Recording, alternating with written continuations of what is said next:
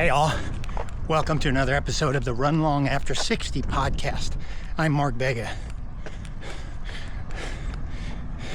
We have a legend on the show today, and maybe it's why it's discovering these athletes and discovering them now is why maybe this podcast was born.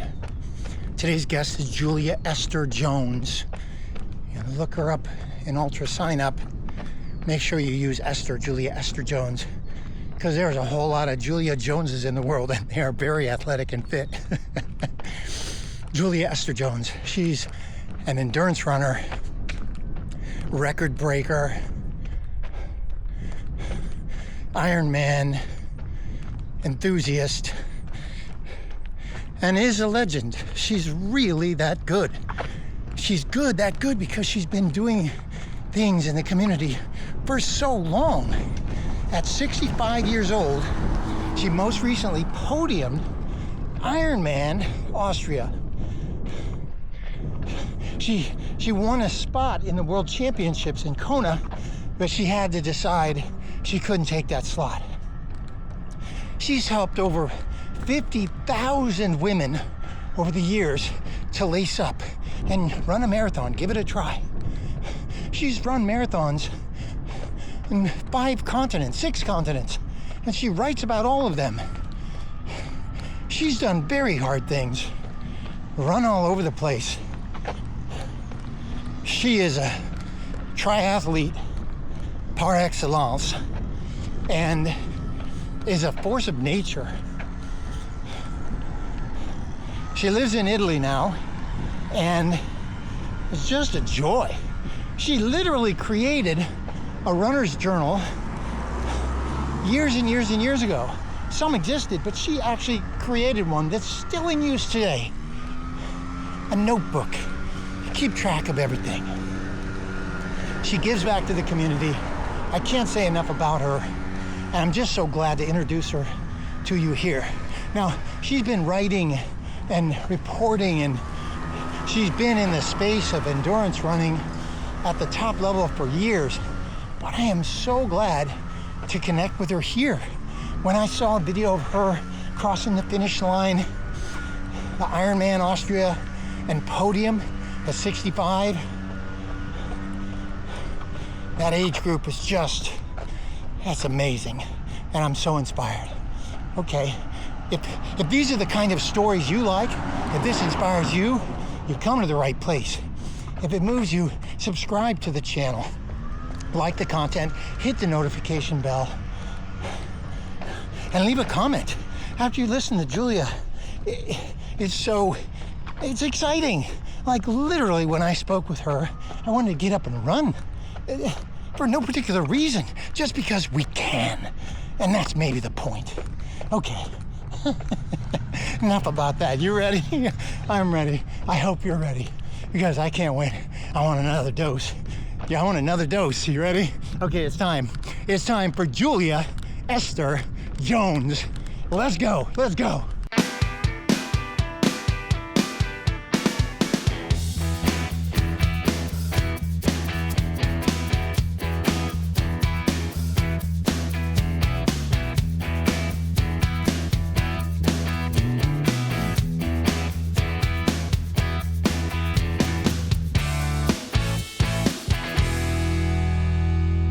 Julia Esther Jones, hi. Hi, good afternoon. Your good morning. My good morning, your good afternoon. That's exactly right. You have been around sport for many, many years, and you are on Instagram at Julia in Italy, and I just love the posts. I love the energy, love the passion. Clearly, that's why I'm so happy that you agreed to say yes and joined us on the podcast. When I jump right in, though, because you've been interviewed a lot and you've interviewed people and you've written so much, how about this one? Let's start with this. What's something about you that people don't usually expect? Expect, that's the right word. So even after all these years of following your journey and with your running diaries, and they've run with you and they've celebrated you, and they're like, oh, there's Julia Jones again, right? But even after all that, what's something that they don't expect? I think they still don't expect for me to be so gritty and because I don't feel like I'm accomplished, but I just never let up. I just keep going after whatever goal I want. And I think they don't expect that. I remember going to a few, like 5 or 6 years ago, before I hit 60, I actually went to a half marathon to run. And I saw this editor that I used to work with in a running magazine. And he goes, "So what are you doing here?" I'm like, I'm running. "You're still running?" And I was like, "Yeah, I'm still running. Why would anybody ever stop?" But there's a lot of, I don't know, more talented runners or more talented athletes that if they're not doing like their absolute best, it's like game over for them. Whereas me, it's as long as I keep going, then yeah. And also sometimes I'll be with my husband at a race, and I remember going into the transition to get my bike back, and this gentleman commented, "That's so nice of you to get your husband's bike." And it's like, no, it's my bike. So I guess maybe I don't go around dressed like an athlete, or sometimes I'll go in with a dress on and just go pick up my bike, and they don't expect that. So I think that's what maybe shocks people. So maybe the continuation, the grit, the keep going, they're surprised at that. Okay. I think the words like still, oh, you're still running? Yeah. I recently think about people using the words that somehow we choose to minimize. Sometimes we minimize what we're doing. I don't know if it's because we're trying to fit in or something. So occasionally I hear people, when I'm asking, "Well, how much did you run today?" And someone will say, just 15 miles Only. or just Yeah. or only. And I've really tried to become an advocate, encourage people to just drop those descriptors, right? Right. Yeah. And Agree. I feel, I don't know that I don't know when I started doing that or what influencers, perhaps people on Instagram or other runners that I've seen make those statements, and I catch myself doing it, right? And I think it's deep seated. Like that gentleman, like knew you as a writer and for the magazine, and monthly, like we know who Julia Jones is, but then we fall off the radar, Julia Jones, and see Julia Jones again, like, "Oh, what are you doing here?" Like, what? Yeah. And it's Right. not on you, it's on them, right? It's on Yeah. them. Right. So it's on them. Okay, so recently, and I'm really excited about this, or not too excited, but no, take it back. I'm very excited about your authenticity. So just a day ago, you made a big decision about opportunity to run world championships at Ironman and do Kona. You decided not to, and you were really authentic and real and described how and why that's the case. And I want to talk about that. But it would be a crime to do that right away. And instead, I've got to hold your hand or ask you to guide me back in time a little bit, because being a triathlete is one thing and it's unique. It's unique, right? We've got all kinds of categories of exercise, but triathletes really do something unique. And then because of that uniqueness, Ironman grew up and came into existence over the past handful of decades, and you have participated in many of those things. So let's, from a training perspective, and again, I mind your Instagram, right? I'm like, wait, well, when did this all thing start? And I saw a post from a couple of years ago. Again, thank you. We tell the world what we want the world to know about us, right? And Right. so I was able to Yes. see this, and you have photos from back in the day, and I saw this little posting. 34 years ago, I decided to train for my first marathon, and this is, you saw witness in New York City, people running New York City Marathon, and then I think you must have run it in 1990 or something. So your running journey has been consistent and unique and moving for a long time. And so talk to me about how you really started running.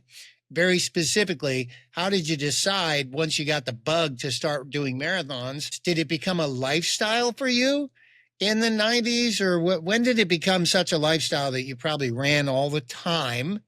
And then we'll get Okay. into the other things that you've done. But tell us a All little right. running origin type story about why. So I live in Italy right now.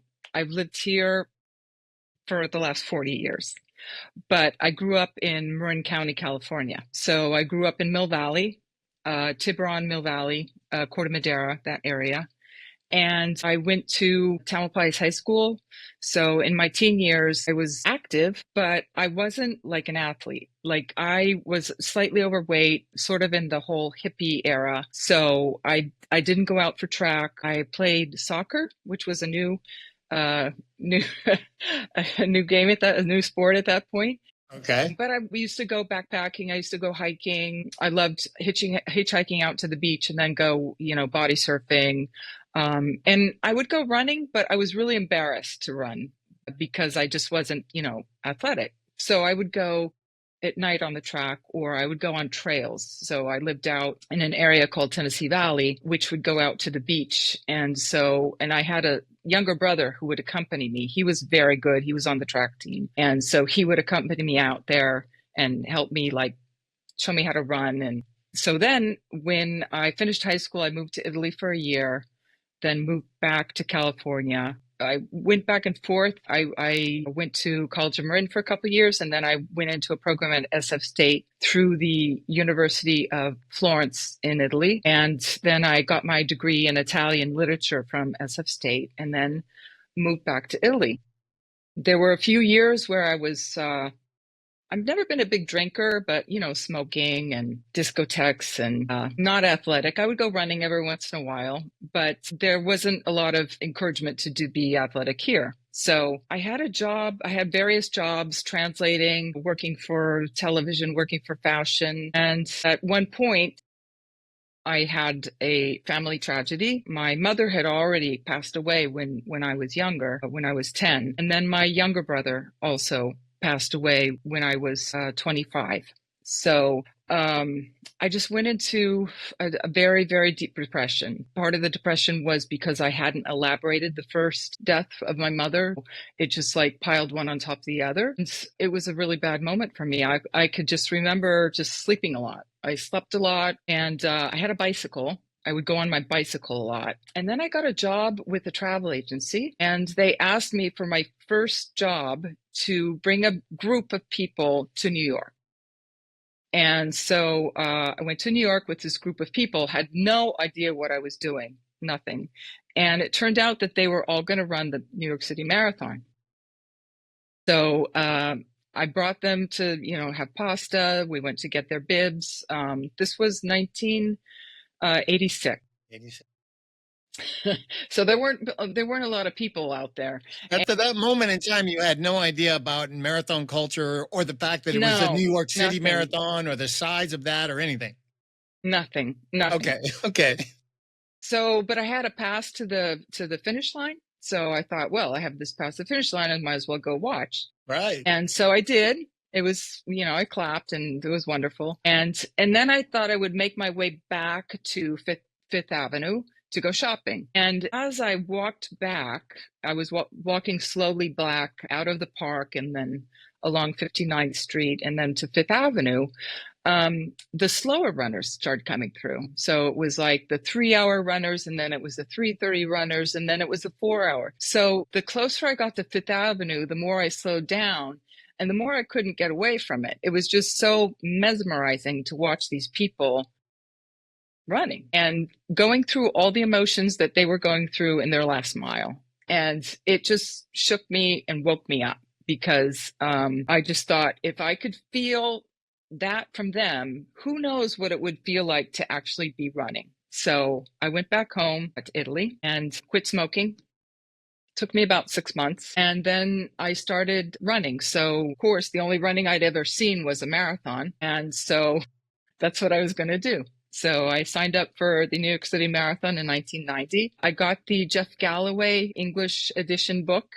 Okay. There was nothing out there but him. And I remember, I think I got halfway through it, and I just couldn't do those long runs. It just was too much. So I kind of fumbled in the end, but I did my first marathon in 1990, fell in love with it, just amazing. And then I started running marathons. So I knew that I wasn't supposed to, run very many. So I would do 1, 2, the most I ever did was 3 a year. So I started doing that. And then around 1996, I was in a beachside town of Viareggio here in Italy. And I saw this guy they were doing a triathlon. It was an Olympic triathlon. I had heard about them in California. Like they had just done the Ironman a few years back. And I had a friend of mine who I went to high school with who was actually really into it. So I knew what they were doing and it looked exciting. And the thing that attracted me to it was that there were all sorts of body types. Like it wasn't just the thin running person, which I'm not. It was like really tall guys and shapely women. And so the next day I saw this man that was on my team and he had been doing the race. And I said, oh, that looked really amazing. You know, was it fun? He goes, it was so hard, the waves. And I didn't see any waves. Now, I grew up with the Pacific Ocean.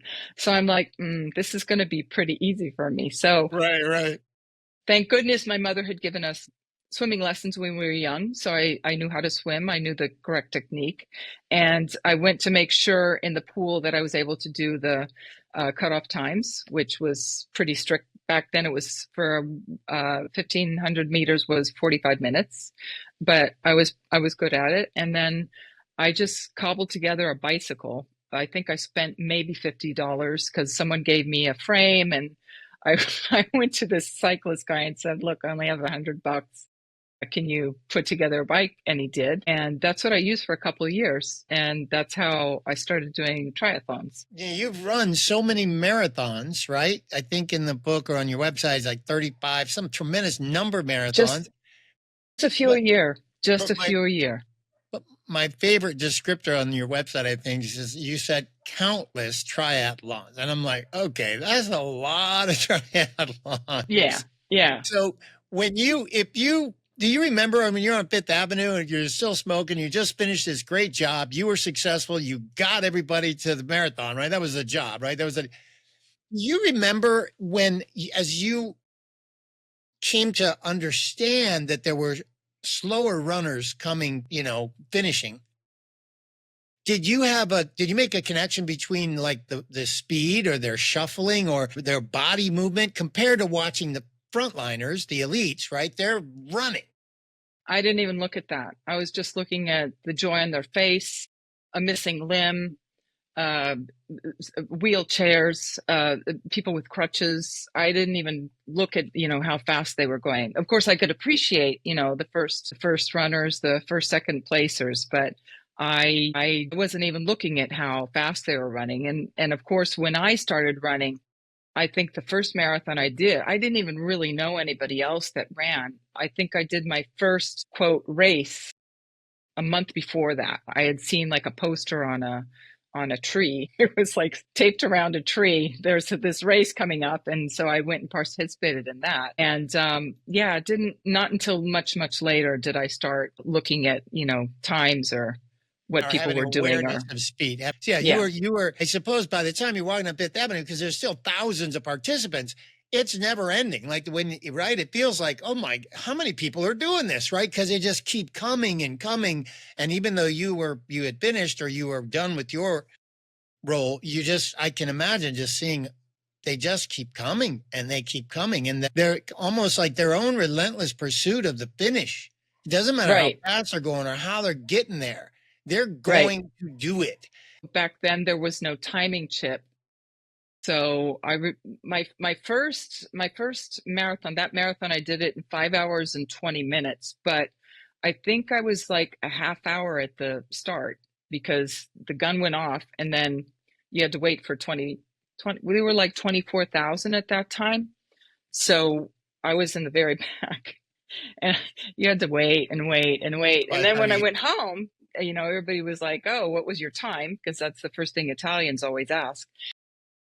I was like, oh, 5:20, but, you have to take 20, 25 minutes off. They didn't understand it. They was like, no, this is your time. Now there's, the chip time. So you can say, no, I was standing there for half an hour. Whatever. I love now that you just pointed that out. Now I'm really glad that earlier I mentioned like the words just and only, right? All these limiting things. Well, I ran this, but living, if I can get to a place where I can encourage people that no explanations necessary. It is what it is, right? Yeah. Oh, wait, your first marathon was New York? My first marathon was New York. Okay. Okay. Yeah. Me too. But you're in Italy and you see a sign and you decide, I'm going to go run New York? So, well, because I had already brought the group to New York Sure, sure. and I was going to go back. The travel agency kept sending me there. Yeah. Okay. So I So decided, one day okay, you just, a couple years later, you're like, oh, I'm doing it this time. yeah, I'm doing it this time. And fell in love with it, started to do 1 or 2 a year, and one would be New York. So in the end, I did New York 10 times. And then one would always be either in Italy, or then I started traveling around a little bit. So the other piece to this whole story was that at that time, most of the magazines, there were 3 magazines in Italy on running, but they were all very technical. It was like, okay, you want to do your best 5K, this is it. There was no colloquial fun articles. So I pitched an idea to them, and I could write. So it took a while for them to pick up on it, but then they did. And then they gave me a column to write. So I started writing a column, and then with the column, they came 2 other jobs, I would say. The first job was that I started traveling for my writing. So I started I would pitch them some things, and I went to the Antarctica Marathon. I went to there's a very famous marathon in France that's done on the coast for wine. And I went to France, I went to England, I went to Thailand, I went to China, I went to various marathons around the world. And then the other one was that. Julia, you were covering those events. Did you run them too? Yes, I ran them too. Yeah. I would go and run them and cover them. Yeah. You're a master. So that's what you pitched them like. But really, it only really works if I can run it too. Right, so, exactly. That's brilliant. Okay. Wow. And the other was that I noticed when I would go abroad that there were a lot of women running, like in the States. One of the most wonderful races I went to cover was the Grete Waitz race. She had a 5K race for women only in Oslo. And she invited me to come and write about that. And so I did, and I ran it. It was amazing. There were 50,000 women. This is 1998. And so when I would come back to Italy, yeah, it was crazy. 50. I think they still hold it too. I don't know if there's that many, because they were more, when she was still present, they were very into it. I went back to Italy and I just looked around me and didn't see as many women running. So I also had a lot of friends that would say, oh, I saw you running. Can you teach me how? And I would, give them a training table or tell them whatever, but then they wouldn't follow through with it. So I had this idea, pitched the idea to my editor, who then pitched it to Avon Running when they were going to come over to Europe to do the very first Avon Running World Championship. So I started these women's running clinics. We did 3 of them that year. And then they weren't interested in picking it up again, Avon, so Nike picked it up. And so I did that for about 5 years. I did running clinics all over Italy, from Rome to Milan to Palermo to Bolzano to everywhere. And I think I got about, 50,000 women active and running and doing stuff. And that something I'm very proud of, because now they're... And so that's the running course, right? Sorry, I interrupted you. But that's the running course. Yeah. Is it still alive? I mean, it sounds like it. I do it online now. I do it online. Yeah. Okay. Yeah. But it's your IP. It's not. Wasn't Nike doesn't own it, or nobody else owns it. They just They tried to put it away, but I had already trademarked it, so it's too late. Okay. Did that turn into the Corso di Corsa, or is that something different? So that was the Corso di Corsa, which I changed into Corro al Femminile, which is women's running. So yeah, I did Corso di Corsa for a really long time until I had my second child in 2003. And then it just got too much trouble to have to travel around. So I started being able to do them online a little bit more. And that's what I do now, is fully doing them online. And so wait, in 2003, you started taking them online? Yeah. I would do PDFs I would do, I mean, today it's crazy. I mean, there's like, cameras and all sorts of websites and all sorts of ways to deliver stuff to people. But then it was just files with videos or files with, voice tracks and PDFs and pictures and photos. But I was pretty savvy at, emailing, and I could actually create my own website. They were kind of Frankenstein looking, but that's kind of what everybody was doing back then. So it was fine. I want to really celebrate that part because that's why I didn't want to just jump into Ironman and what are you doing now? Because it's not really just about what you're doing today. While that's really important, I really want people, anybody who ever listens to this or hears it, like stop for a minute and say, okay, remember 2003. I want to tell everybody. Right. So remember when even they themselves, when did you start using email? 97, 98? And we don't know. Right. But they remember a .com phrase, like whatever that meant to them. And so as we emerged from that, 2001, 2, 3, so many tens of thousands of websites are now being launched. This is after the first .com crazy because it was then water cooler conversations after 2000, right? And then and so in 2001, 2, 3, you are an absolute early adopter, right? You're 2003, you're still 5 years before YouTube, right? You are early on. So that's why I wanted to just say that out loud to everybody. It's like, let's remember a second.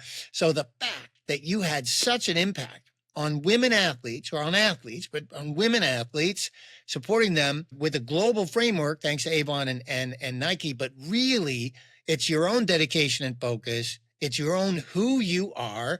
It's in your blood by this time. You embraced it. What an impact you had. So that's all, Julia. I just wanted to pause for a moment and say, okay, wait, 2003, and all the, as you have your second child, and you're like, okay, and by that time, you're no longer 24 or 25 or 26 or 30, right? No, you're 43, no.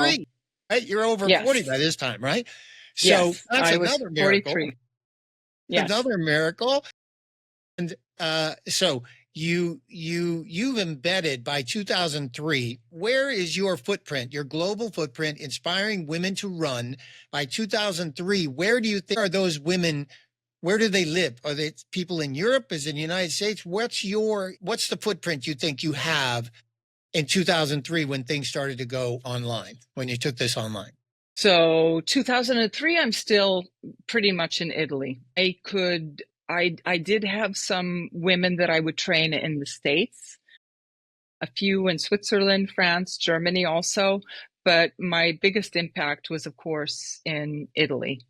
And that was until about 2009, 2010, when online, I met another woman in Scotland. Her name is Shauna Reid. And we decided to try to give the online courses to women in English. And that was an endeavor we called Up and Running. So Up and Running was from 2010 until about 2000. She's going to kill me when I don't know the date, but I'm going to say 2016. Okay. And there I had women from all over the world, English speaking women, Australia, United States, UK, Scotland. And during that time, I was still running. With both of my children, I had one child in 1993, my daughter. And then in 2003, I had my son. I said to myself that I would run a marathon within a year of their birth. So with Olivia, I run a marathon in Turin near here. And then with Evan, I'm trying to think which was the marathon I ran. I think it was in Italy. Anyway, I ran a marathon within a year. And I still did triathlons, but I was just going up to the Olympic distance. So I could not wrap my head around doing anything longer than that. Like an Ironman, just the thought of it made my head explode. But I knew that I was attracted to it. Okay. I started to, I remember I did like around 2005, I did a relay, and I did the swim in the relay. So I did the, I don't know what it is in in meters, it's 3,800 meters. So I think that's 2.5 miles almost of swimming.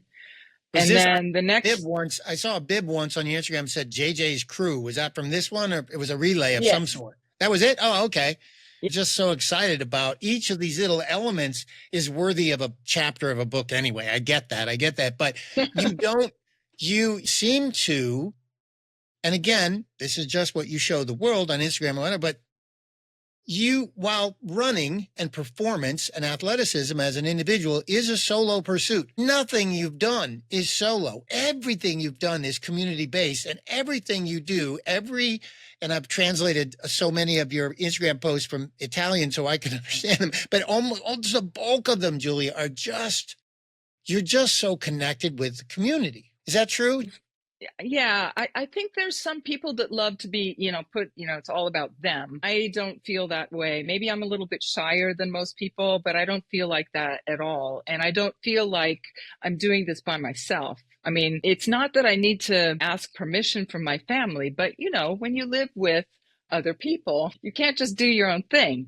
But my family is very permissive. Like if I go out and I'm out for a 6-hour bike ride, it's fine as long as I let them know and I've, arranged everything ahead of time. And I told them, look, don't wait for me, or, my husband will make me lunch knowing that I'm coming back and I'll probably be hungry. So yeah, I feel it's a big part of it. And even this last Ironman that I did it with 4 other people that I trained, but I felt like we were together in it. I didn't feel like I'm commanding them and here, you guys are going to do this and that. I felt like we were absolutely in this together. So that was an amazing feeling. I don't think I would like to feel like, it's just me out there doing it. It's just not me. I don't know. Right. I feel that family support is so important. And the story on Instagram, your story with your husband, it's great. Your kids, that clearly there's supportive elements. Your most recent post, and as you were prepping for Ironman Austria, and you wrote this little sentiment, and it's a big event. It's coming up, and the authenticity and the clarity and the willingness for you to kind of share this with the world. And you reference your son coming in as you're exhausted, and your son comes in and is like, Mom, you're going to do it just fine. You're strong enough. You're going to get this next week. Yeah. I think that support, they're believing in me more than I believe in myself is where I get a lot of my strength sometimes too. And that I did a video of the end of the Ironman, and they did that was their video at the end. They were standing there at the finish line. So that was really amazing for me. This is your party, this is your magic moment, because you are an Ironman. Wow, what a beautiful night to celebrate this magic carpet. This is where your dreams come true, and this is where you celebrate, and this is where we have the best music for you guys. Are you ready to keep on partying until the final last finisher? Yes. It's transformative. They help you stay strong, and you really rely on them. But really, talk about the diary, the running diary, Diario di Corsa, right? So it looks like you made this running diary for yourself, and then you realize, oh wait, my athletes need this, and other people need this. Tell us about that, because my gut says there's introspection. When you capture your running plan, you're also writing about how you feel and what's happening, right? So is that true? Like, tell us about the book, and then we'll jump back to the Ironman. So the running diary started because one Christmas I had made a makeshift diary, the ones that you print by yourselves. Okay. For the circle of women that I train here in Modena. Okay. And which is where I live. And I just really enjoyed the experience and of writing it and then printing it by myself. I have all my diaries from the 90s. Like, I don't know who made those diaries, but anyway, they were like diaries that you could buy at a bookstore, and they were running diaries with some guy's leg on it. And I still have those diaries. Whereas around 2001, 2003, there was this gentleman from California that used to sell he sold software to do a diary online, which was very modern and that, but I don't have any of those. Like they went up in smoke. Whereas these ones, you can still touch them and you can still write in them and you can still, so that's what I loved about it. And so I decided to write one the next year. I got a graphic designer and then I got a proper printing place to do it. And I kind of change themes every year. So one year I'll talk about something inspiring. The next year I'll talk about how to start something from the beginning. I don't know. I just make up something. It's sort of a creative outlet, but at the same time, I have like a steady customer base of people that will buy it every year. And I really enjoy that. Do your athletes train using it too all the time? Does everybody use it? Sometimes they do. Yeah, a lot of them do. I would say a lot more of the women buy it than the men. But yeah, Why? not necessarily long distance. I don't know. Maybe women like writing more. Who knows? I don't know. When you just reference Up in Smoke, I think that's right. The internet changed a lot of things for better, for worse, and we're not going to ever go back, which is fine. And certainly it's made a lot of things more efficient and understandable. And we're data, so much data, it's insane. The fact that I had to get two extra monitors 15 years ago because wait, I need more information. Like, do I really? I mean, you're right here. You're right here. Right. I've already experienced whatever Julia Jones information I'm going to get. I've already experienced that. And now it's from the source. When's the last time you picked up an old diary just to look at it? Ever? Like you looked over the shelf as though they're all right there. Like you're like, oh yeah, they are. 1994. What was Hold on a second. 1 minute. This is the one I used to buy. Oh, John Jerome. Okay. Yeah. This was 1995. See, this is my old training table. I printed it out. I think I went to a big printing store to do it. And then I wasn't a big writer or anything, but I've written every day. I've written something on it. So yeah, I still look back and think, wow, I was actually quite good at what I did. It's fun to do. Yeah. Whereas I don't think you look back on your Garmin, you don't look back on your Garmin files and say, wow, look what I did. Whereas you can recognize your own handwriting. And right. Yeah, I think that's true. You published a 2025 version. So is this a machine now? You're going to just keep up the diary? Why not? I mean, I suppose till whenever, right? Yeah, till I get bored with it. Or as long as people keep buying it, I might as well. Yeah. I've done them 9 years now. That's amazing. That is amazing. In doing my research, I use Ultra Sign Up a lot because mostly those are long distance runners in the United States. So it's easy to track. When people just do a lot of running in Europe outside of the United States, then if they have a UTMB index or they're participating in races, I can backtrack. We can find people. Ironman is a little different because it's just different. It's just set up differently. If someone's in a race, then I can find them and then I might be able to backtrack. I had a handful of thanks to your use of Julia Esther Jones. Using Esther is really important. It was helpful to me. Yes. Thank you very much. Because there's a lot of Julia Jones are quite active people, the Julia Joneses of the world. They're very active. And so is Julia Esther Jones as well. You've run a lot of Ironmans and now you're in your 40s and 50s and then 60. Walk us through what is it like to train for the Austria Ironman, the one you just came in and crushed. Tell us about Ironman Austria. Well, first, I think it's really important to underline that I didn't. Let's see, my first half Ironman I did in 2010. And that was because my son was born in 2003. I didn't feel like I could go out on a bike for 3-4 hours at a time and just leave him behind. Right, so I waited until he was at a good age that he was not by himself, but I could leave him with a babysitter or I could leave him with friends or whatever. 2010, 11, I think it was, Ironman came to Italy. And they had a half Ironman for the first try. So I signed up for that right away. I did it for 3 years in a row. 2011, 2012, 2013. I kept doing the half, half, half, still scared of the full. And then in 2014, a woman I had trained for a marathon decided that she was going to sign up for an Ironman. And I don't know. She just like, are you going to do this or not? And But so she's I one of decided your to sign up. athletes. She was one of Yeah. your athletes, and she's calling you Yeah. out. Like, wait a minute, I'm going to Yeah. do one. Okay. Exactly. So I just thought, okay, I'm, either I'm going to do this and, it's going to be one off. We're just going to get it over with and I'll never do it again. This is what I told my husband. So that was Ironman Zurich. Why were you, this was the only one? It just seemed like such a big, huge race. And it just took so much energy and so much time. It does take a lot of time and it does take a lot of energy. So I did it and I just loved it. It was amazing. It was beautiful, amazing. I had a good time. The next day I could actually walk.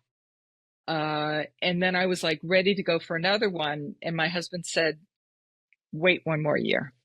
So I waited another year, 2014. Then I saw that in 2015, it landed on my birthday. So I was like, you're going to have to let me sign up for this. Yeah, I'm going to have to do this. It's not like I have a choice. I have to do it. How old were you then? What was on your birthday on 2015? Then what's 55.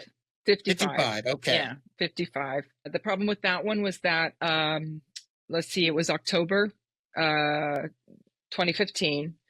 And the 29th of July of that year, I was on a bicycle. It was a very rudimentary. I was going to get a coffee. I was in my bathing suit by the seaside.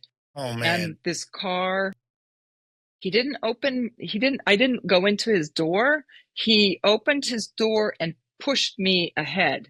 So I landed, I put out my hand to land so I wouldn't hurt my head.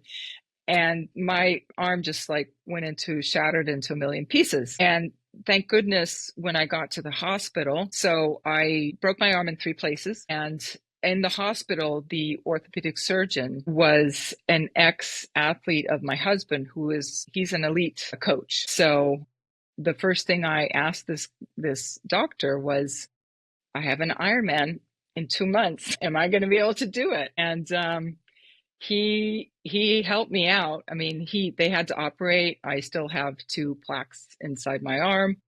But he was able to free my elbow so that I could then go running. And it's very hot and sweaty here in Italy during the summer, but I was able to, with a hair dryer, I dry the cast off afterwards. I didn't do any swimming. I did lots of shoulder and arm exercises. I was on a spin bike the whole summer, and I went and did that Ironman I had a little bit of problem during the swim just because it was so wavy. There were a lot of waves and I got very sick, but I did it. And I actually did my best time.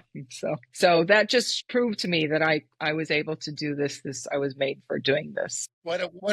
You're such a pro. Here's why you're a pro. Again, this is another aside to the audience, because this is who Julia Jones is. So it's almost impossible to talk about Julia Jones without this 2015 Ironman broken arm. What? She did what?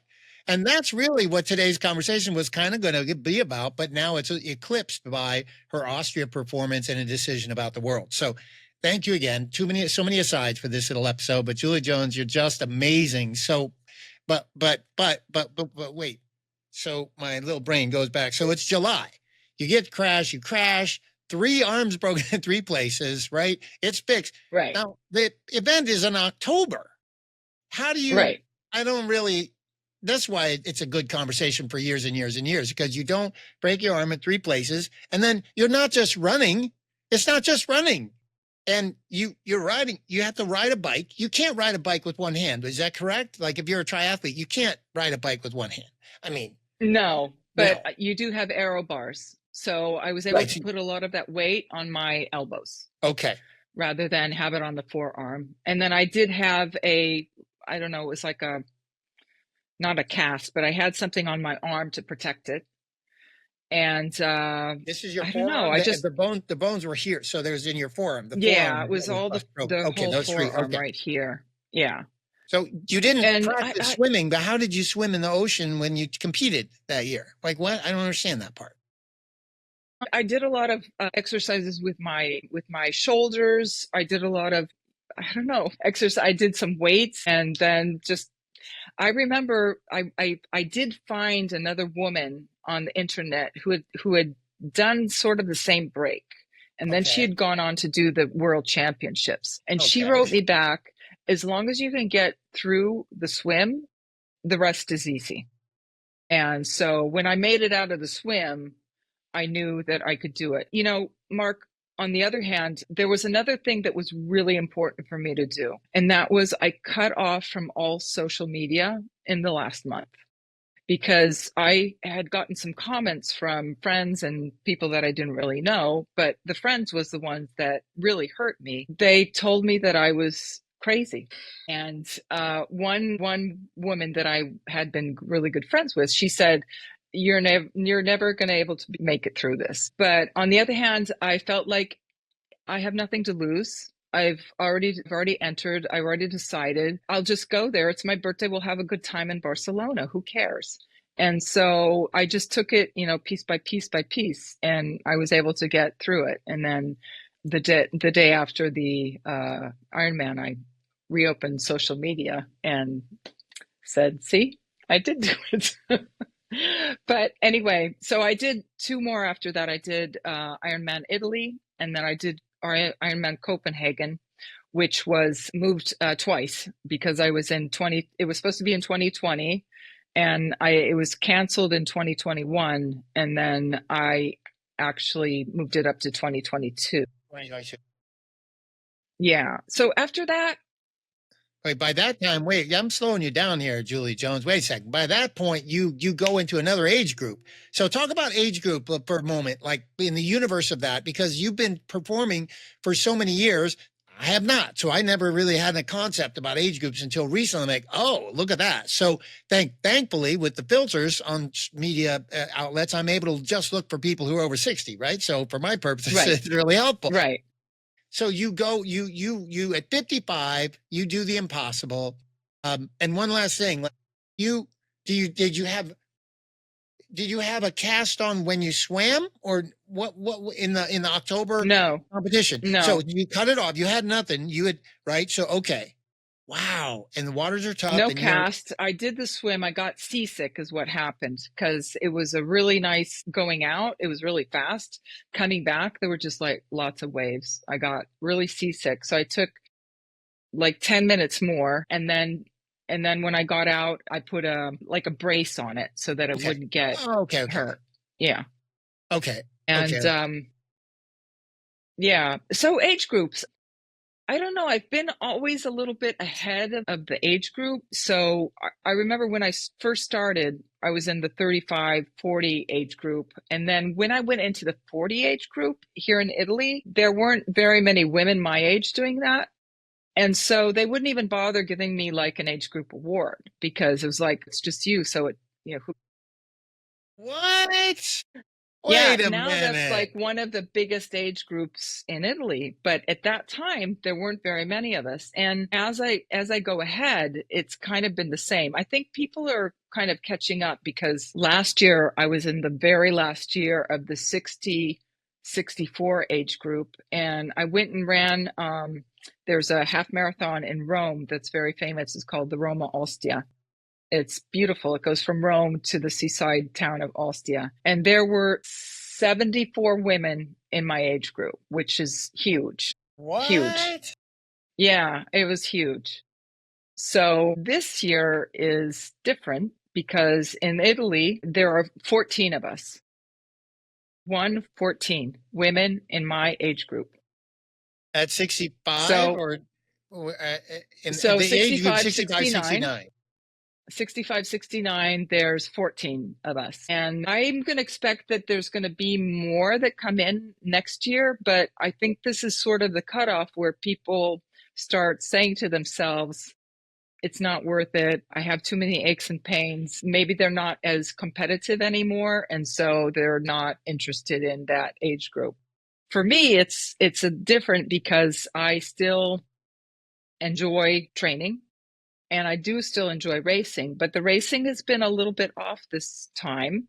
Not Ironman, but in my regular triathlon endeavors, just because I go there and sometimes I'll do the swim, I'll do the bike. And then when I'm running, I think, I'm going to be first in my age group anyway. I might as well take it easy. Wait a minute.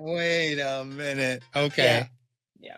All right. So I'm intrigued what's the role in cutoffs as the age groups, as you age up?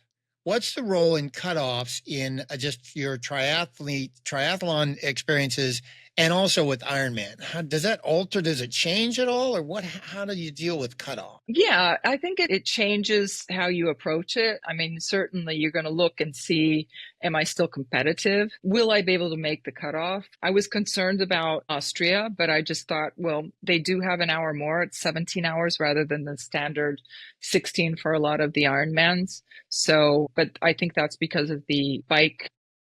The bike section is, it's got a lot of elevation. It's a hard bike section. So, yeah, I mean, you do think about it. I've thought about it for the halves for sure, because a lot of the halves are 7 hours, and it's probably something I'll be looking at going forward. There was a woman in Austria in the 75 year category. She was 75, 79. And I remember she got up on stage and they were talking about, oh, you've been, into so many of these races and how are you going to do? And she was really excited. But then I went and looked at her stats. She had DNF'd in like half of them, and she didn't finish Austria. So for me, I don't know if I'm going to be able to do something like that. I think that at that point, my ego would get a hold of me and just say, no, it's not for you. But I think I would find something else that would still, motivate me or intrigue me or just keep me going. There's plenty of other things that I could still do. But for now, I'm well within any of the cutoff times. So okay. I feel good for now. Yeah, that is, I guess that was the right question, because it might also explain why once you hit the 64 to 69 mark, it's like people might not want to participate because they feel like legitimately and honestly, no matter if they keep training, they don't want to experience a DNF. And I think you're right. What you just said is right too. I am realizing that new formats pop up all the time. And so now the first was backyard ultra racing, where you have to finish 4.18 mile loops per hour. But then after that, there's other competitions where you just run 6 hours or 24 hours. And there's the point is just survive for 6 hours and keep running, or survive for 12 or 24 hours and keep running. And so there's not really a cutoff per se. So, and you've mastered being a triathlete, and you've mastered Ironman, you've mastered marathon. So yeah, you're ticking the boxes slowly, Julia, so that by the time you feel like I'm going to do something else, there's plenty of other things you could do. And, and you're going to be the one that says, I'll stop, whenever that might be, or not. But I still believe at this age it still excites me to train. So I still, like this year, one of the things I did do was I took private lessons with a swim coach. Oh. From January up until... Is this the first time you did a swim coach? Had a swim coach?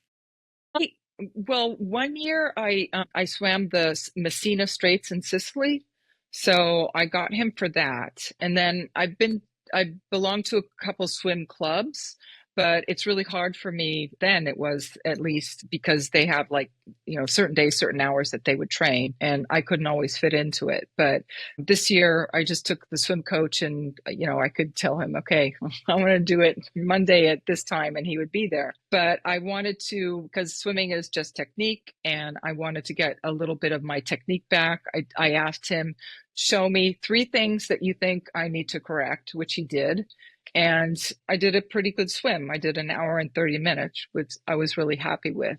And then when I went to the podium and got my second place in Austria, I congratulated the first place woman who did an hour less on the bike, like maybe an hour and 15 minutes on the bike less. And I congratulated her because it is amazing, the bike thing she did. And she said, yes, I'm specialized in bicycle. And you're specialized in bicycle. So right away I thought, maybe I should get specialized in bicycle. So To So be clear, the Ironman Austria is like, how long is the swim? How many miles is the swim? 2000, it's like 2.4 Okay. miles, And then 2.4 miles, 112 bike miles, and right? then a marathon, right? And then a marathon, right? Okay. So, Exactly. so you're trained, you're ready to go. How long before? So now let's talk about Austria for real, for real. So how long before you did that race did you know you were doing it and you started to train before So Ironman? in September of the previous year, 2024, I had done Italy half 70.3, so it's a half Ironman.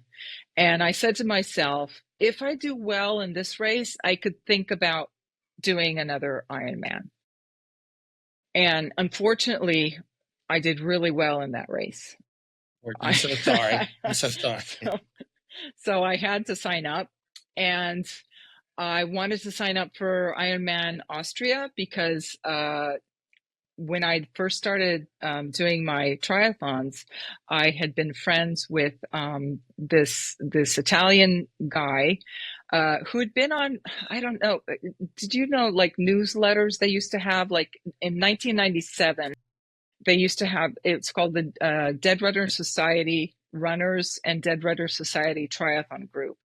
And he was on that group. And so I was like, I want to do a triathlon. Can you help me? And so we wrote back and forth by email. And at that time, it was very difficult to explain to people that, I have this email friend. So I didn't tell anybody. But anyway, he told me all the, things I needed to do in order to do the triathlon. And so we became good friends. And his first Ironman was Ironman Austria. And I think it was his only one. So he passed away 6 years ago, yesterday. And I said to him, I'm going to try and do that, Ironman one day. So I just felt like I needed to close that gap and do Ironman Austria. So I signed up.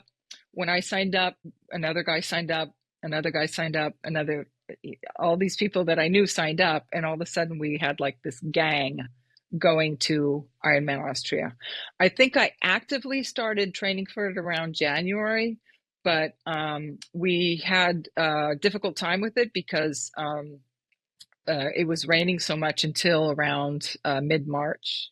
So I didn't really get out on the bike outside until the end of March. So end of March, April, May, we were able to go outside and bike.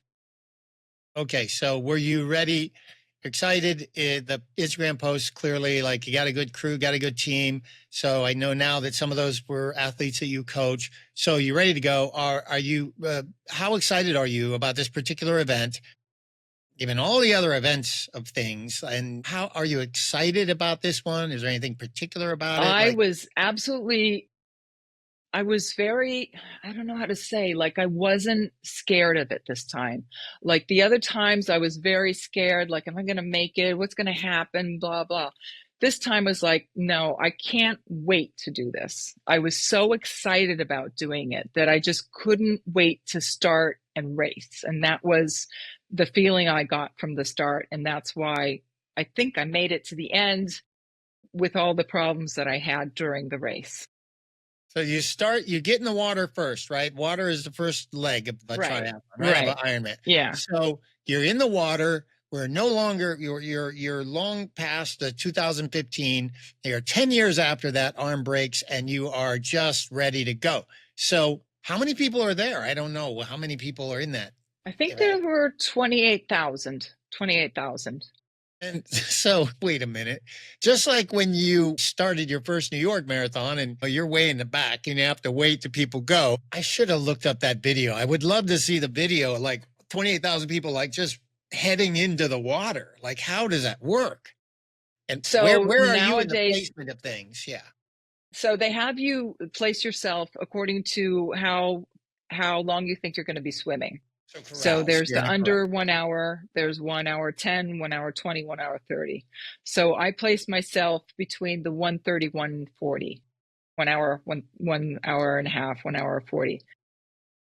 And they let you in 5 people at a time every 10 seconds. I think it's every 5 seconds. So it's 5 people at a time every 5 seconds.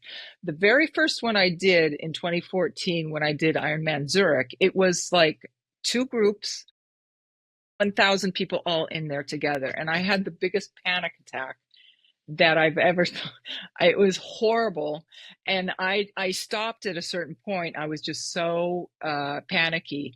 And then I thought, I can't stop now because I've trained for this thing for so many months. Forget that. If you stop, there's somebody behind you going to be battling, smushing you down in the water. Right. My God. Yeah. I think that Ironman had a lot of accidents because of that. And so I think like 6 years ago, they decided, okay, we've got to be, instead of like pumping up, rock music, they've got to do something a little more tranquil and easy. So anyway, I was in the 130, 140. Right. Okay. That's about how I thought I would be doing in my swim. It was a very easy swim. You went out onto the lake. It was a rectangle onto the lake. And then to get out, you were funneled into a river, but it was very narrow. So there was no passing very many people. Okay. And it was very muddy. So the water quality was sketchy. And it was quite long. It was, I'm going to say, like 1,000 yards. So it was, I'm not going to say it was a third of the race, but it was a long part of the race. So, okay. Yeah.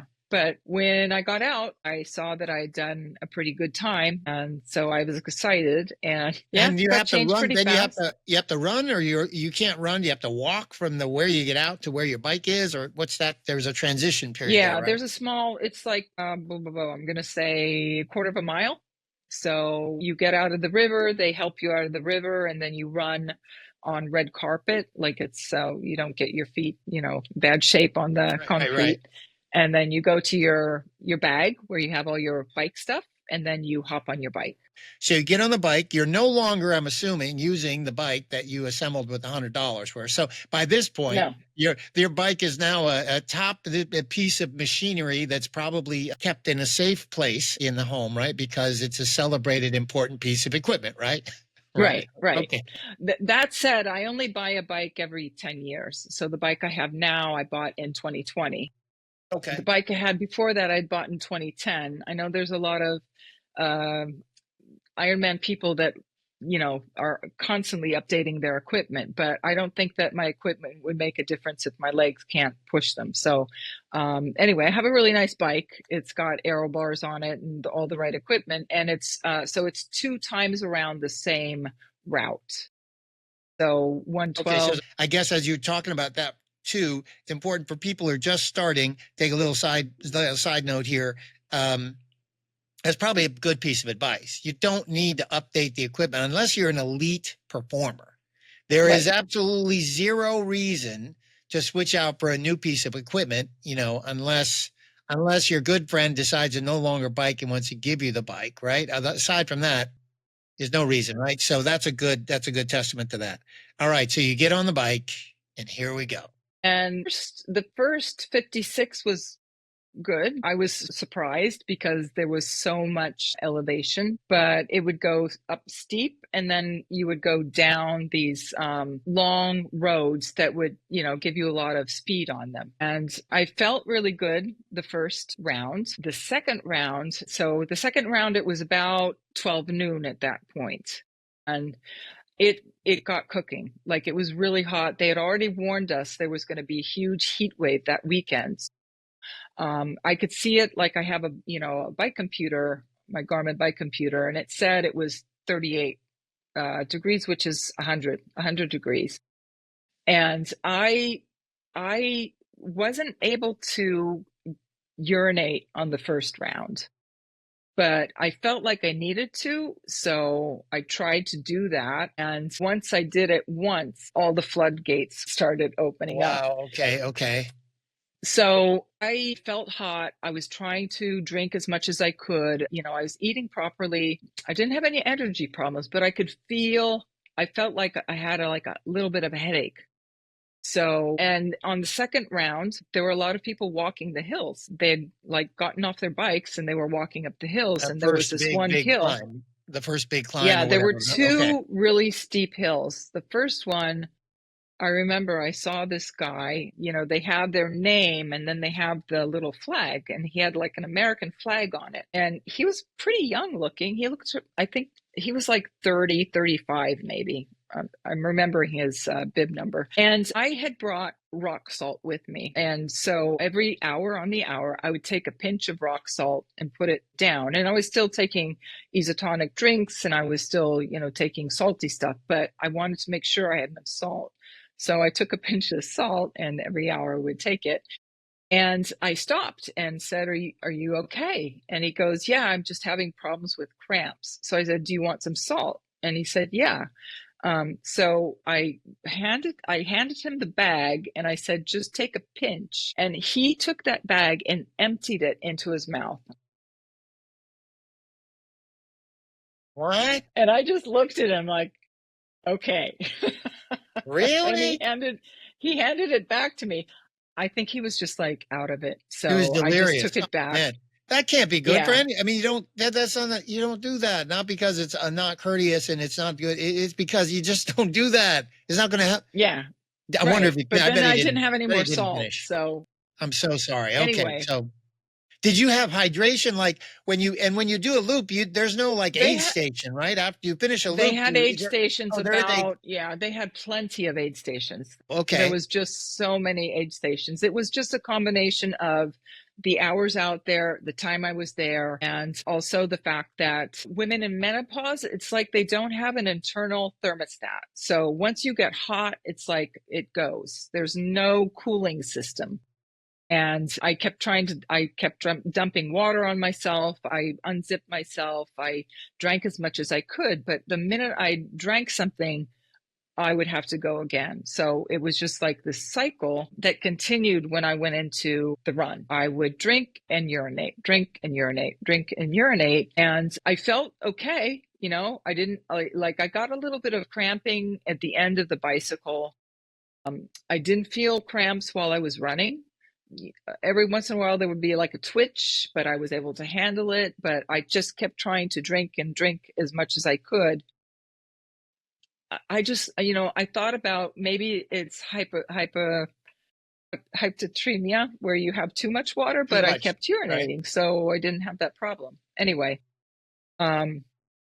I knew I was going to make it to the end, and I had no idea what my times were at that point. It didn't matter to me anymore. I was just making it to the end. Most people I passed were walking it. So yeah, I think I cried the entire last half mile. If we don't know that story and we see this Instagram post, it's dark. You're finishing the marathon. It's dark and there's a red carpet and it's lit and people are cheering, and you are the opposite of dying, struggling, barely holding on. My God, I'll never do this again, right? Your face and your movement, your body movement is just the opposite of that.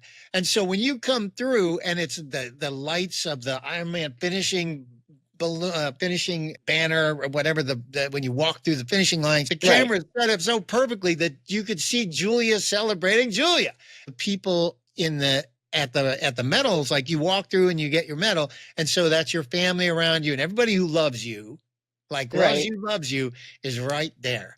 And your face is pure joy. So congratulations. How did the family feel? How did you feel? It felt amazing for like, I don't know, 30 seconds. Okay. It felt amazing.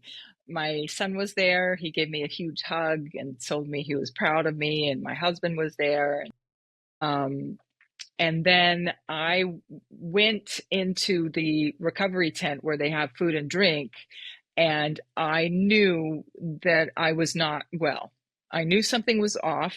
I was still okay, but I just thought something's wrong. And so I got up, I left, I found my husband, and I said, take me to the medical tent right away. And so I went to the medical tent and just described what I was feeling, what had happened. And so they gave me an IV. I continued to urinate the whole time. Like they gave me an IV. I got up twice. Wow. Okay. To urinate. So I think in the end, I still have to talk to my nutritionist, but I think it was, some sort of a sodium, potassium, magnesium combination that wasn't, hooking up there and needed to get in. So anyway, I got the IV. I was able to get up afterwards and and go back to the hotel, and I was fine after that. The next morning, I think I got up during the night another 2 or 3 times to go to the bathroom, and then the next morning I was fine. I was as fine as you can be after an Ironman. Right. Okay. Yeah. Well, that's Yeah. so dramatic. Was the sodium? I do remember on one of your posts, and again, there's so many over the years, I lose track of everything. But I did see one post where you make your own electrolyte blend. It looks like sodium, potassium, magnesium. You make your own blend. Yes. Do you do that? Have you been doing that for a while? And how does that work for you? I've been doing it for a while, and especially during the summer, because I have a huge sweat rate. So I think that was part of the problem. But I think it's just not so much the sodium as much as the potassium, magnesium that I have to increase. And then doing my own blend, it kind of allows me to do that. But in a race, I'm not able to. In a race, I have to take whatever they give to me, which I think it was just a bad combination that day. It was just so hot. It was so hot. And it's been hot here, but it had not been that hot. So anyway, happy to if you still be here and tell about it. Do you use any particular product over time? You've used so many products, I'm sure, over time, brands of this or that. Do you have any go-tos that no matter what else happens, I'll always carry this thing or that thing? During my training or during? Or both, or training, training or during a race. Like, is there any product that you just like from a nutrient and fueling standpoint that you're like, oh yeah, this is always this is an A category of a thing I always take? Maurten. There's a brand from Sweden called Maurten. The one thing that I had no problem with was any intestinal anything. It was like A-okay for the whole 15, almost 16 hours I was out there. No problems at all. And I use their bars. I use their drink. They have you put it in half a liter of water and it's like 80 grams of carbohydrates. That was amazing because it's so many carbohydrates and just that, little bit of liquid, but no, in the past, I've had lots of problems with the intestinal tract, and especially during a race. This time, zero. And okay, so that's dialed in. Now it sounds like it's just the electrolyte balance or whatever that you got to figure out. Okay. Yeah, I just have to figure that out. So thank you. So you showed up for the celebration just as you should, and you showed up and you got a second place age group trophy. No, it was lovely. I've gotten several from the 70.3 races, but this was my first Ironman where I got a podium. Granted, there were only 3 of us, but it doesn't matter to me. It's great. But so I guess this is a shoe-in to talk about the Kona. Let's take there. Now, this is the very last post you did less than a day ago. I'm like, oh man, this is real time. So talk about that. Well, I think that if you do Ironman at all, Kona is the big dream. It certainly was for me. It was, and maybe it still is. But when you start racing, you don't know how many women are in your category or men, because they don't let you know ahead of time. They used to post like the starting list, but they don't do that anymore. And so I didn't know if we were 1, 2, 3, or 10. We could have been whatever. So when I went to the award ceremony, the woman that took first place, she would have had the Kona slot, but she turned to me and she said, I'm not going. I've already been there once and it was fine. I'm not going to go this year. It's yours if you want it. And we had with my family and also with my friends, we had talked about it in the days before ahead, whether I was going to take it, whether I had qualified, whether or not. And I didn't know even then whether I would, but once I had that incident with the heat and everything, I just thought I would have to be training during the whole summer in the heat. And then I would have to fly to Hawaii. I have a sister who lives there, which would have been awesome because I could have seen my sister, but I just don't think I would do well in the heat. So I decided that I wouldn't take it. And it was a hard decision. So there's like a little part of me that thinks maybe you should have, but I know that it was the right decision. And there is still a door open in the future because I think, well, maybe I could go to another Ironman. There's still very few in Europe. There's very few women in my category. If I were to go to the States, it would still be very competitive. There's still a lot of women in the 65, 69 age group that still race. Maybe in the future I'll change my mind or maybe I won't, but I still feel, proud that I was given the opportunity, and also proud that I decided to say no, because, I'm not in this for my ego. I'm in this for my health and to have fun and to, just, I don't know, get positive feelings from it. And I don't think I would have gotten it in Kona this year. Maybe, yeah. So thank you for that. And also now I understand one of the Instagram posts a little better. So how long between you were in the medical tent, between that and you're on the podium? Is it hours or days, or how did that work? No, it's like 12 hours. Yeah. Okay. So in that 12 hours, that's when you were reflecting. And so in the post, it says the first place he looked to you and said, "It's yours if you want it." And you posted it. Took me 10 seconds to say no, but it didn't take you 10 seconds. You had been evaluating the prior 12 hours, like really thinking what's happening here. And is this so? Okay. So I'm glad I didn't understand that exactly when I saw the post last week or whenever I saw it. And then yesterday's post explained it a lot more. So you also have to put money on it right away. They want that credit card within seconds. Okay. Yeah. It's not something you can think about. It's not something, they want the money then, right there. Right. And you're locked in. But let's take a pause, take a moment to really applaud you and celebrate you for a minute, because you did it after all this time and all this participation. And then finally it's yours. It's like someone trying to qualify for Western States. And right. Exactly. All of a sudden you get the ticket and you get the chance, but you gotta say no. And I think the resilience and power and knowledge and wisdom that comes in time is what you have. You have a great opportunity to share. Well, the thing that's always kept me going, because in my old age, I would say from the time I went into menopause, which I went in pretty early, I went in I had my son when I was 43. I breastfed him for a year and a half. When I stopped breastfeeding him, I started having hot flashes. So I was about 46, going on to 47 when I went into menopause. And it's been really, there's been ups and downs. Now I feel pretty level. But the first few years, it's like a hormonal ride that just will never end. And the thing that kept me hanging on to running, because I know a lot of women, probably a lot of men that go through the same thing, at a certain point, they just think, I'm giving up. This is no fun anymore. But every once in a while, I would have a run where I felt like I did 20 years ago. Like it would give me that positive sensation. And that's what I kept, grasping for. I would go out and have 10 shitty training sessions. Right. And then I would have that one where I was like, this feels like I'm floating. This feels amazing. And then I would have endorphins afterwards. And that's the thing that I've always been looking forward to. And that's what I want to get back also this next year.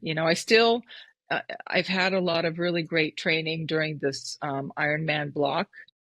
But when I was in that one moment of being in the hospital, the emergency bed and having the IV and looking at it, I thought, this does not feel good. This does not feel right. So, and I know that an Ironman after time, it's never going to feel great. But yeah, it just didn't feel like it was something I should be going forward with. And I can only think that in Kona, it might be, a lot more difficult. But who knows? Maybe it won't be. Maybe it'll be the year it's like, raining a lot or whatever. But I'm not Xing it out for the future. It might be something that I might take into consideration in the future. Women who hear this for the first time or the 10th time, and finally they're ready to make some change, or even if it's just a change of way of thinking, what do you tell them, like today, with this insight of yours?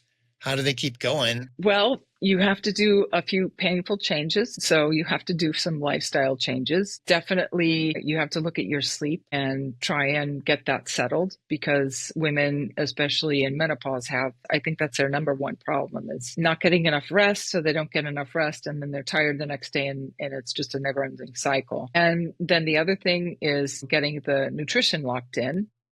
Which is going to be different for everybody. I'm not someone who says, oh, we all have to be this way or that way. I have a certain way of eating that I love.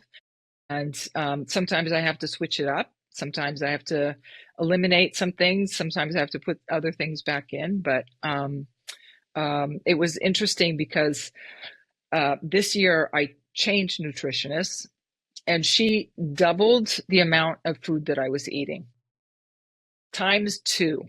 Like, Wow. she said, you are not eating enough. Okay. And she was right. So that's been an amazing change for me. And yeah, there's a few things. I have a lot of friends, a lot of women that I train, and they're 50, 55. And they're still on that edge of wanting to be like they were before, going to have cocktails every, evening, especially now that it's summertime, or going to bed really, really late and then getting up really late in the day. And it's like, you can't train anymore because here it's 100 degrees every day. So yeah, you just have to make some adjustments and decide if it's worth it for you. I mean, I only drink wine on Friday nights. Friday nights is my wine night. And that's because I can't be drinking wine every single night. I would love to, but it does go into my training. I wear an Oura ring. And that was one of the things that I saw, was that when I drink alcohol, the next morning I have my heart rate goes up the entire night. So I still haven't settled when I get up in the morning. So I've just limited alcohol to one night a week, and usually it's one glass of wine is just enough to get me high anyway. It's perfect. Okay, that feels perfect. How has your why, let's go back to that. How has your why, to answer the question, why you run or why do you do hard things, how has that changed as you've gotten older, if at all? I think in the very beginning, in my 30s, still in my 40s, it was to get out of that depression rut. I could see a direct correlation between going out for a run and feeling better. And it was just a cycle that I was able to keep going. If I was feeling bad, I would go outside, go for a run, connect with nature. As I've gotten older, I still have moments when I'm down, but I don't have that deep depression that I had post the deaths in my family. I've been able to mourn them and accept them a little bit more. But I guess my why is that it makes me still feel like me.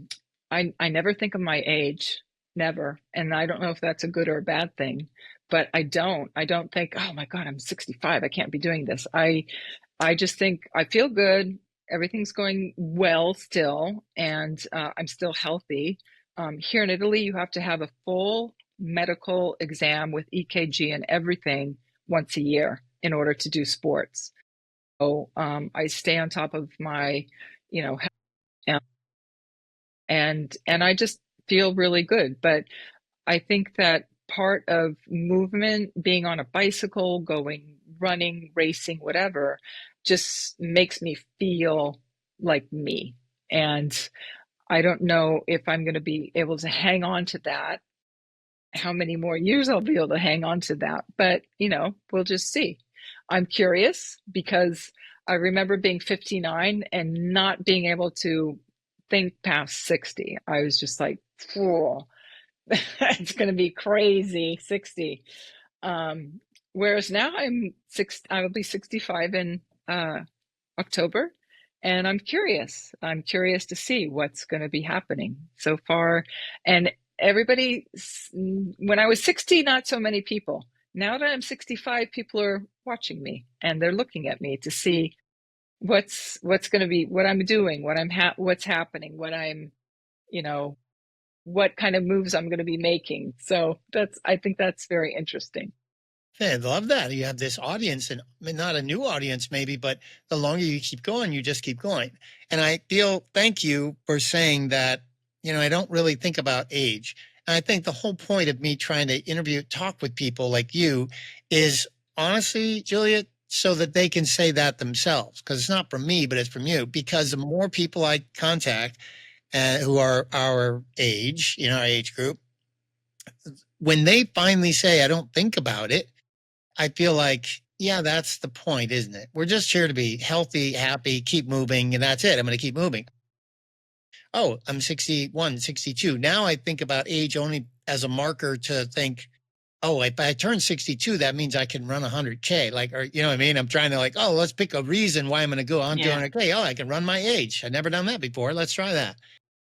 Or what have you. So I also think two things need to happen. One of them is you have to find that thing that kind of motivates you. So I am absolutely not attracted to ultra marathoning at all. If it were to accidentally happen, maybe, but there's a couple of really beautiful 100K races here. No way. I would just never do that. So you have to see what it is you're attracted to. And as you get older and the problems start, because when you're younger, you'll have a problem once a year. But as you get older, they kind of pop up every month. There's something coming up every time. And either you're able to take care of them right away, right, or you just kind of give up. So I think that's the other thing is you have to find solutions and then keep going. I mean, there have been years where, I don't know, I had some sort of a ankle injury or a piriformis where I would just walk and run for 6 months, but I did it because I knew that eventually, it would work itself out. So, and the other thing I think is interesting, I have a lot of nephews and a niece in the States, and I know two of the nephews are often making comments that, oh, her knees, they must be shot. No, my knees are completely functional. I've never had any problems. If I've ever had a problem, it's because my ankle gets kind of stuck. And so I have to unstick the ankle and I can hear it crack and then I'm fine. But yeah, I do a lot of preventive exercising. I do a lot of exercises for my feet. I do not exaggerated amount of stretching, but a little bit of stretching. And then now the next cycle that I'm going to be starting this next week is I'm going to go back into strength training. So I'll be doing that twice a week from now on. Okay. So nephews, nieces, they just like the decision you made to shut off all social media in the past. That's a good one. Every time I hear that, people when they say, oh, your knees must be, and then I stop reacting to it. That was a big lesson for me. I just stopped reacting. But then people lean into it. I asked them, I said, well, how are your knees? Or how do you, because my knees are fine, but how do you treat your knees? And that really gets, if I can get people talking about themselves, then often that's what it is. They're afraid because they think their knees are going to be bad. They think, but the more anyone is focusing on, if you're in training, I guess that's probably the bottom line. Whatever it is you're training for, if you are actively engaged in some kind of in training and you embrace the idea that I'm making a promise to myself, I'm going to do this training, whatever the modality, whatever the items are, for me, I feel so good in part that I'm keeping the promise to myself to stick to the training. And sometimes I'm in the middle of a, training run. I often say, it's just chop wood, carry water. I'm just got to show up and do the run. I get satisfied doing the training. And so it's never even about the race. When I talk to people, I really just am a big advocate to just start to move. I mean, you're not Julia Jones, for goodness sake. You're in your 60s and you haven't done any of these things yet. Doesn't matter. Julia Jones would be the first to tell you, just start to move. Just get out. Start to move. So okay, so now we got to, this is the very end, last of it all. You're going to start strength training. Do you have other things you want to do? Do you have any races, or you set us up here goes. What are we going to do? 2026. What is it? Well, Yeah, it's kind of premature now, but I'm thinking that I want to do a 70.3, a half Ironman in 2026. And I know that the World Championships for the 70.3 will be in Nice, France. So if I were able to qualify for that, then I could go do that, which is a super hard course, very, very hard course because it has a very challenging bike. But also, I've already done a race there, so I know it. But that's something that might motivate me. And then I'm also signing up for a marathon in Florence, Italy.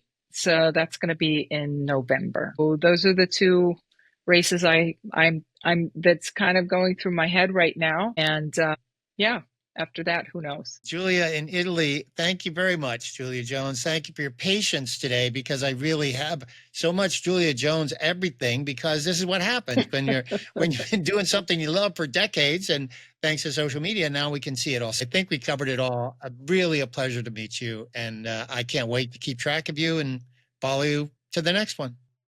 Okay? Thank you. Okay. Hope to see you soon if you come over here to Italy. I'll be there eventually. I don't know when, but I'm going to get there, because there's a lot of people over 60 doing hard things. And if nothing else, I can cheer them on. I mean, maybe I'll get some training myself in too, but I'm going to cheer them on. There you go. Okay. Okay. All right. Thank you, Julia. Thank you. Bye-bye. Bye.